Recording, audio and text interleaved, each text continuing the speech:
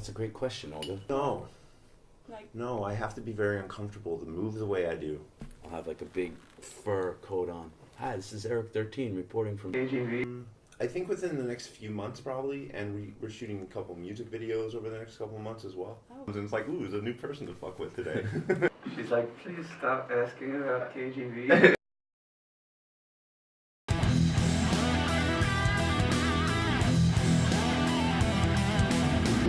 Всем привет! Привет! С вами снова канал Mediator, на котором мы делаем интервью с нашими любимыми артистами о нашей любимой музыке. Сегодня в нашем видео Эрик 13 и Letz, которые приехали с группой Combichrist. Группа организует масштабнейший тур, не менее 50 концертов за 3 месяца, и стартуют они его как раз-таки в России. Начали они его в Санкт-Петербурге, затем продолжили в Москве. На самом деле ребята были очень-очень к нам добры, они согласились встретиться с нами для этого интервью в свой выходной день, несмотря на очень плотный концертный график. Но надо сказать, что мы тут совершенно облажались, потому что ребята серьезно готовились к нашему интервью. Хотели поговорить с нами на всякие серьезные темы. Про Путина, про политику, про переодевание немного. А мы пристали к ним с какими-то дурацкими вопросами, там, про новую пластинку Combichrist, про новую пластинку Emigrate, про сольные планы Эрика, вот в таком роде. Ну а если серьезно, нам было очень весело. Давайте посмотрим, что же получилось. First of all, thank you so much for finding time on your day off for talking with Mediator. I just want to start with a very simple question about you're kicking off the very big tour in from Russia. Mm-hmm. So how did you find the 2 gigs we just passed? Was it how's Russia treating you? What was your? Russia's the best. We always try to start our tours in Russia if possible. And end them here too? Yeah. So we thought, what a better place to kick off than Russia, of course. Big world tour. Are you happy with how the gigs went? Yes. Very, very happy. St. Petersburg was great. Moscow was great. Thanks to our wonderful promoters, Wild Energy. They took such great care of us. And this tour is called Everybody Still Hates You, which is kind of echoey with the second album of Combichrist. Is that why is that? Is it well? We just recently decided to really look back at all the old songs and bring lots of stuff back that people had been complaining that we weren't playing. So we decided to name the tour reminiscent of that record, so that people know that we're kind of going back to the old stuff a little bit. Maybe silly, but I was really interested.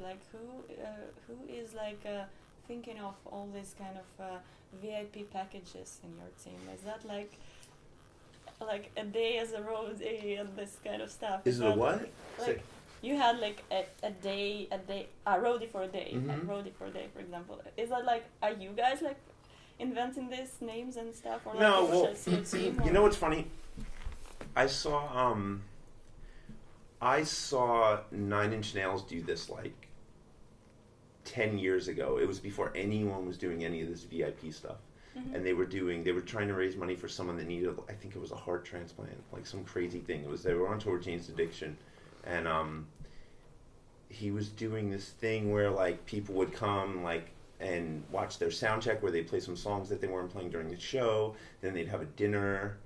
And it was kind of a wedding style kind of thing, and I was like, this is so interesting. It gives fans, because the bigger the band gets, the harder it is to for us to walk out to the merch booth at the end of the show every night. There's always a couple of us that will do that and meet some fans and sign stuff and everything, but for the whole band to do it, it's almost impossible. So there's always someone's in the hospital after the show, someone's talking to a girl on the beach, perhaps drinking orange juice on the bus. So these packages give everyone who really, really want to meet the band a chance to definitely have time with the band. So I saw Nails do this, and I was like, this is really interesting. And it was right before everyone started doing it. And I remember we were about to go on tour with Julian K. And I was telling my manager, I was like, I think we should do this. I think it would be really cool. And he was like, it'll never work. And like the day before the tour, I wouldn't let up on it. He was like, fine, you can do it, but I don't want to have anything to do with it.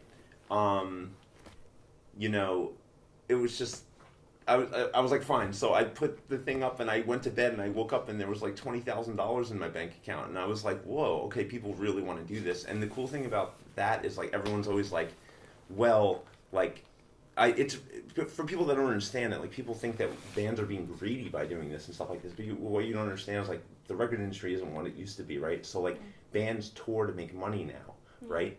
So like it does, like a band that used to sell 100,000 records might be lucky to sell 15,000 records now, right? So like the record label's recouping all that money because they gave the band money to record. So bands just don't make money unless you're Britney Spears or something like off records anymore. So we have expenses when we go on tour. Like, you know, our tour bus costs over $1,000 a day. You know, it could be up to like $1,800 a day because of gas if it's a long drive or something like that. Everyone in the band's got to get paid. Everyone in the crew's got to get paid. You know, drums, like we have endorsements with our instruments and stuff like that. It helps us. It helps us. So sorry, I get carried away. So yeah, it was like, you know, and then I try to get creative with it. Like we did Pizza Party one year. We did what else? We did I don't know. Speed Day. I think the other thing is it allows super fans, as we call them, to not have to fight for a position. It's not just about luck or timing or you know, knowing someone in the backstage or my brother works at the venue. It really gives a chance for the people that want it the most, that want to meet, you know, not just our band, but, you know, a lot of bands do this, a chance to have access that they might not otherwise have. And while the money is important, it's not totally about money for us. It's the only way to filter it is through money. You know, otherwise there would be 1,000 people who want to do it. And so for those 5 people that truly want it, you know, that if it's important to them, that allows it to happen for these people. And I think it's cool because, you know, then the people that want to meet the bands the most get to do it. Yeah, and I think I enjoy it. It's super fun, you know. Like, yeah, I mean, I'm really impressed with the packages because, like how they called and what they describe is just like, as you said, pizza party or something. That's like. Well, we do. We sit around on the bus and we try to think of crazy stuff that people are going to want to do, and what makes them more interesting. And we want it to be interesting for us, you know, just like having 5 people sit at a table, like, hi. Yeah, we have to make it fun.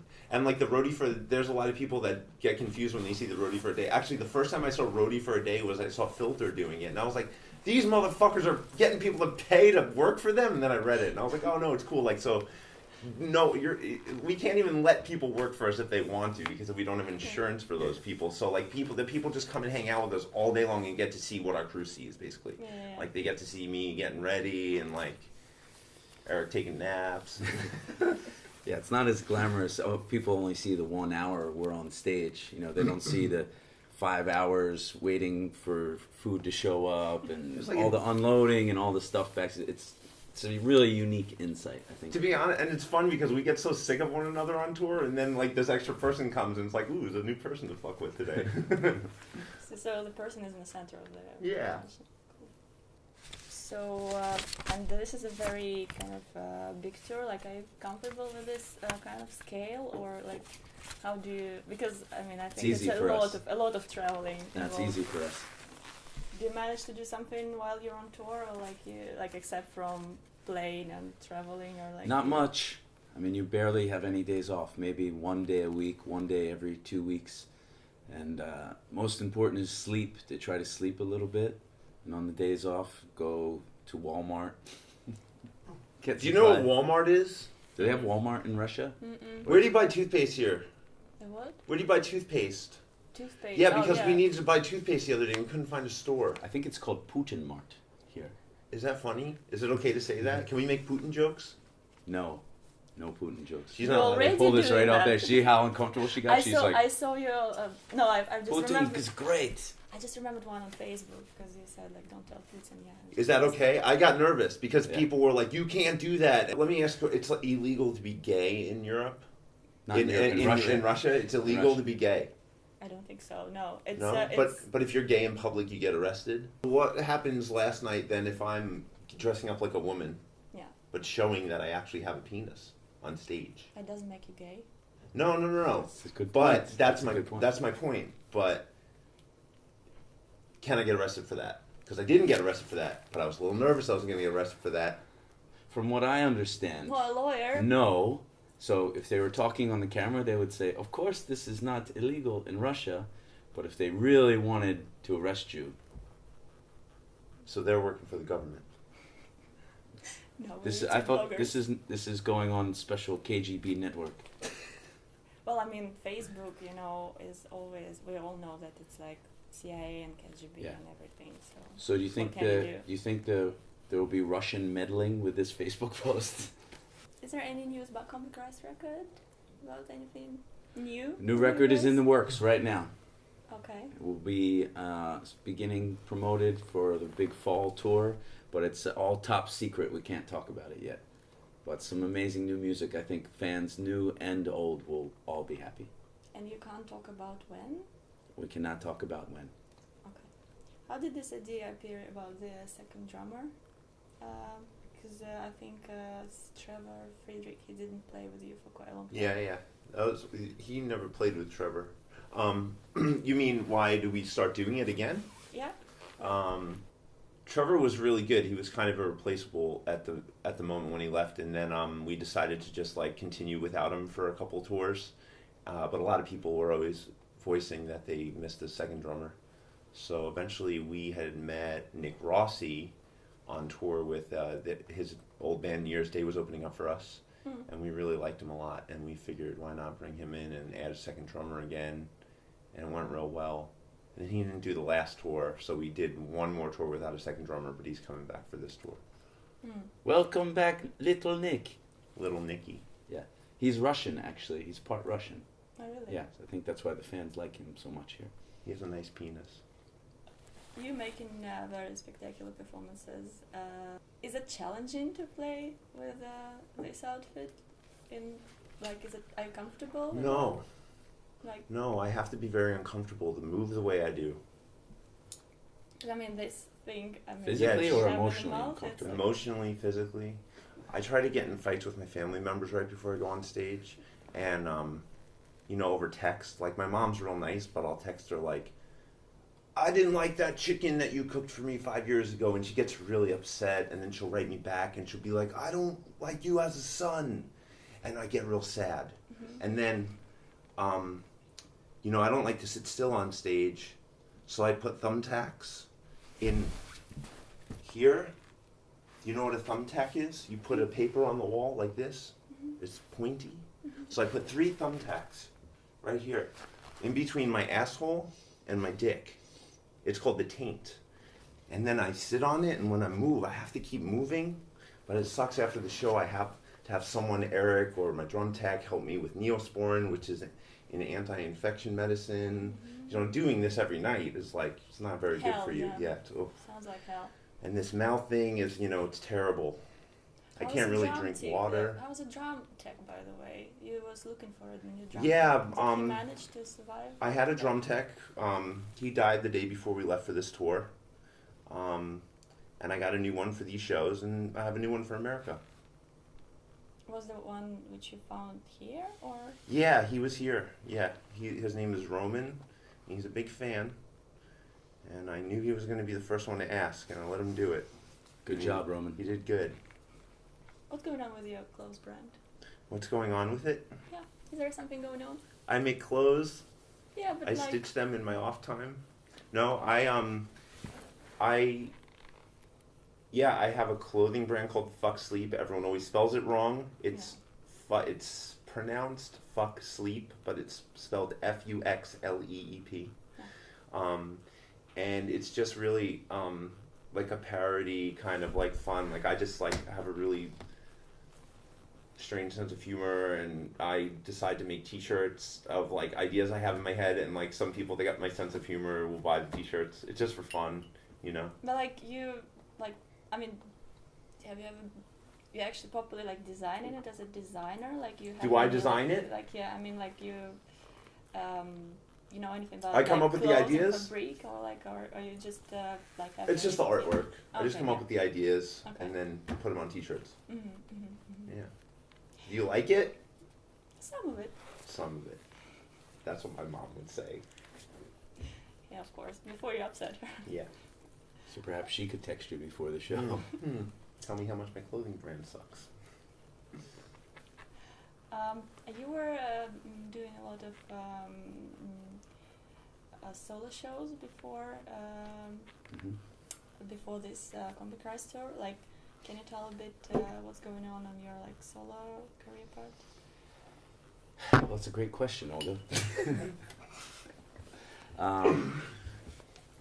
No, it's true. I also do, Combichrist, we do tour a lot, but when we're, those stretches where we're not on tour, for example, these last few months, I prefer to not get another job. I don't want to go to a day job or an office job, so I just make more music. And I've been playing shows in America, in Germany, all over Europe. I'm hoping to play in Russia, but I do some other kinds of music, not just industrial, a little more rock and some other stuff. But I'm hoping to play in Russia soon. Mm-hmm. Is it something that is already like in the plan, or just a Yes, dream? it's in the plan. Okay. It's in the plan. Working with Wild Energy. I am hoping to come back on a solo tour at the end of the summer. I'm going to be playing in St. Petersburg and Moscow at a minimum, but I would like to visit some other cities as well. I want to see more of Russia, deep Russia. I want to go to Siberia and is Omsk amazing. and Kazan and Murmansk and I just came Vladivostok. back from there. It's amazing. It was first time for me. From where? From Siberia. Yeah? Like it was just, I'm like, I know this as much as you do. So like about Siberia, and it was super cool. Yeah, I want to go and sleep with the wolves and meet polar bear and meet some bears and all the people that are People told that me get just sent don't out eat there bears. from political Don't eat bears? views. Do they eat them? Because yeah, there's sometimes like some restaurants, some posh restaurants, they cook. Why bears. do they say don't eat it? Well, two reasons. Magical, Uh-huh. because like you have to kill the bear Yeah. if you want to eat the bear, Yeah. because it's a totem animal. Oh. Or like if you're not into that stuff, it's quite contaminated meat because they eat everything and from garbage and stuff. Oh, ew. So yeah. Like lobsters. So I'll let you know when I get to Siberia. I will report yeah, back. please do. Man. I'll have like a big fur coat on. Hi, this is Eric 13 reporting from Siberia. Na zdrowie. I saw one of your. You have a YouTube channel, like, and I saw the video where you do the cover of Lady Stardust by David Bowie. Just was interested because it's not a very kind of common choice of the song, and like, is there like. Can you comment on that? Like, because I, from what I understand, you kind of like this kind of glam rock generation of musicians, but. Well, I'm a huge David Bowie fan. He's a big influence on me musically, as a songwriter, as a singer, and I've always just enjoyed his work. And when I play in these solo shows, I'm a songwriter and I play all my own music, but I just like to play whatever music moves me. There's no rules really, and David Bowie is one of the people I play, and that song in particular, I just heard a really interesting version. It was actually David Bowie's original demo of that song. It was just a simple piano and a vocal, and I found it's just so interesting that I wanted to try it. And so when I was at my home studio one day, I had a friend playing piano, and we just worked that song out. And I never had any intention of recording it or releasing it or making a video. It was all just lucky chance. So a couple days after I had learned the song, I had an opportunity to be in a recording studio. Just randomly, they said, let's do a song. What do you have? And I said, how about this David Bowie song? And recorded it. I was really happy with the results. And then I was at a party in Los Angeles and just sitting talking with someone, and she was a video director, and just as we spoke, she said, well, we should do something sometime. And the next day she called. Her name's Sarah Mankoff. She said, I have access to a studio. Do you want to make a music video today? So we went into a studio, and with no script or anything, and just shot that video, and I'm really happy with the results. Yeah, I mean that looks really really cool. Thank you. How do you understand this YouTube thing? Because we're here doing this for YouTube. I'm just wondering, like, because you have your own channel. Like, does it like make you like a blogger, or like is it like a promotional tool? What? How do you? Oh, but just entertainment? I don't know. Well, it's definitely a promotional tool, no doubt. I mean, any social media is really a tool for advertising, but it's also just an avenue for expressing your art and putting your music out there. You know, especially with today's changing, you know, media. It's not as simple as you make a record and people go to a store and buy it anymore. You have to present it in Instagram or Facebook or Spotify, whatever it is, just to get your message or your art or what you're trying to say out there. So YouTube is crucial these days for an artist, both to make money, to advertise your shows, your brand, and it's a place to put your art out there. So for example, you know, the Lady Stardust video is just something, I don't know, just making to make.